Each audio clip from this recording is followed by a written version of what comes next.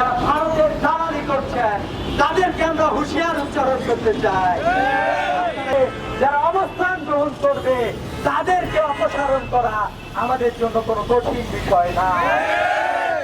জুলাই বিপ্লবের সক্রিয় যোদ্ধা ও ভারতীয় আধিপত্যবাদের বিরুদ্ধে সোচ্চার প্রাইভেট বিশ্ববিদ্যালয়ের শিক্ষার্থীদের সিরিয়াল কিলিংয়ের প্রতিবাদ ও বিচারের দাবিতে বিক্ষোভ সমাবেশ করেছে বেসরকারি বিশ্ববিদ্যালয়ের শিক্ষার্থীদের সংগঠন প্রাইভেট ইউনিভার্সিটি ইউথ অ্যাসোসিয়েশন।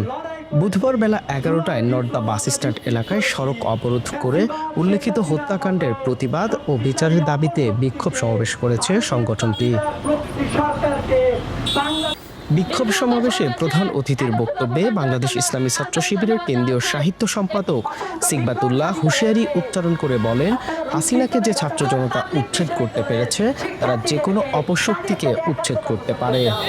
আমরা বলতে চাই যে আমরা যে প্রজন্ম, আমরা যে লড়াই করেছি, জুলাই বিপ্লব আমরা নিশ্চিত করেছি, ফ্যাসিবাদ শেখ হাসিনার মতো শক্তিশালী অপশক্তিকে, ভারতের দাবিদার প্রকৃতি সরকারকে বাংলাদেশ থেকে আমরা উচ্ছেদ করতে পেরেছি।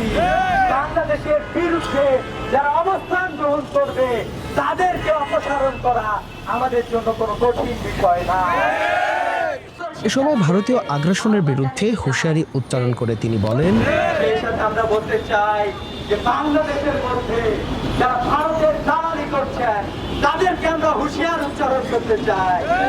আপনারা যে রাজনৈতিক পরিচয় হন না কেন, আপনারা যে ব্যক্তিত্বে হন না কেন, যদি আপনারা দেশ বিরোধী কোনো কার্যক্রমে লিপ্ত হন, বাংলার ছাত্র সমাজ, বাংলার তরুণ সমাজ আপনাদেরকে শক্ত হাতে প্রতিরোধ করবে।